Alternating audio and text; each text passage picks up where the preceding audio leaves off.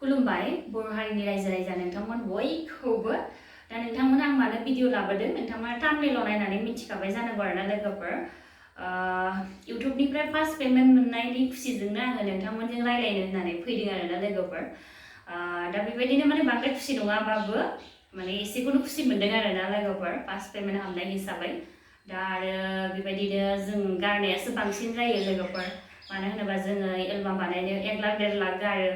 दा बेमोन आं मोनब्रैसो प्रडिउस खालामबाय नालाय आं मिथियो माने मोजां क्वालिटी बानायबा 1.5 लाख बेफोरबायदि थांखायो आरोना लोगोफोर आरो आं बेफोरखौ माने मोनफिना आं जेबो मोना माने मोनफिनगोन होननानैबो आं बानायखायाखैमोन नालाय दा बेनोसै आरोना लोगोफोर कालचाराव माने एसे इन्टारेस्टेड दङ हिसाबै माने आङो एलबामफोरखौ बानायो गोबावजोंबाबो दा आरो बेनोसै आरोना लोगोफोर बेफोरथ' गारनायाथ' थांबाय माने बेफोरखौथ' मोनफिना आं जेबो सानला माने मोनफिनोबो जानो हागौ मोनफिनाबो जानो हागौ लोगोफोर दा बेथ' थांनाया थांबाय आरोना लोगोफोर दा आरो फैबाय थानाय समफोराव नोंथांमोननि आङो सापर्ट लुबैदों मानो होनोबा आङो इउट्युबनिफ्राय माने रां मोनोबा सोरबा बर' हारिनि गैजायै गोरिब नखरफोरखौ आं माने हेल्प हैनो हानाय हेफाजाब हैनो हानाय दा आं बेखौ लुबैदों लोगोफोर दा नोंथांमोनहा जुदि सापर्ट होयोबासो आङो माने बेफोरबायदि हेल्प हैनो हागोन गोरिब गुन्द्रा नखरफोरखौहाय दा बेनोसै लोगोफोर जा एसे हाबदों आं बेखौथ' माने नोंथांमोननो खिन्थाथ'ला नेक्स्ट जुदि पेमेन्ट हाबोबासो आं खिन्थासिगोन आरोना लोगोफोर नोंथांमोननो आरो रायजोफोर आङो दाबो हरो माने सोरबा दुखुथिया नखरा माने माइरं बख'नो मोनाखै बा जानो मोनाखै बेफोरबायदि होनबा आं हरो दाबो दा आंहा जानो थाखाय जथेस्थ' दङ आरो माने गुबुनखौ माने एसे माने बुरजायै माने हेफाजाब होनो थाखाय आंहा बांद्राय माने बिदि हाया मानो होनोबा हायो दा गावनिखौ दोननानै नोङो माने मालायखौथ' आं बारा बेफोरबायदि हेफाजाब होनो हाया आरो माने गाव गैयाबाथ' गाव थाबासोथ' गुबुनखौ हेल्प होनो हागोन बेफोरबायदि आरोना लोगोफोर दा आं हरो दाबो हरो आङो बेफोरखौ आरो खिन्थाला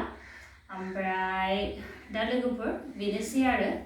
गुबुनखौ माने हेल्प होनो थाखाय आङो माने बिराद गोसो दङ दा सोरबा दुखुथिया नखरफ्रा भिडिअफ्राव माने नुयोबा बिराद गोसो जायो आंबो हेफाजाब होनो माने आंबो एक्सट्रा जुदि खामायनाय मोनोबा आङो माने हरगौमोन बेफोरबायदि आफसुस थायो आरोना लोगोफोर दा बेनोसै आरो लोगोफोर माने मोनसे खोथा आंबो कमेन्टआव सोंहरबाय थादों आब'आ हाबा जाबाय नामा होननानै आं हाबा जायाखै बाबुमोन बा आदामोन हाबा जाथ'वाखै आरो जोंना लोगोफोर जागोन थाबैनो जागोन आरोना लोगोफोर दा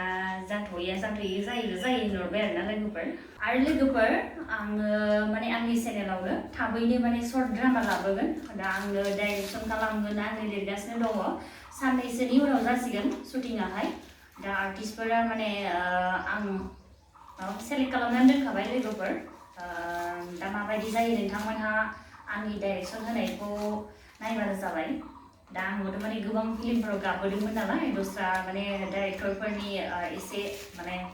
फल' खालामदों आरोना लोगोफोर सोलोंदों आङो माने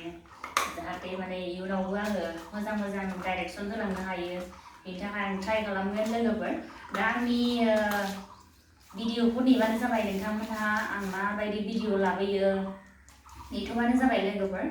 दा बिदिनोसै लोगोफोर थाबैनो लोगो मोनगोन आं थाबैनो लागोन भिडिअखौहाय होमबा दोनथ'दिनि बाय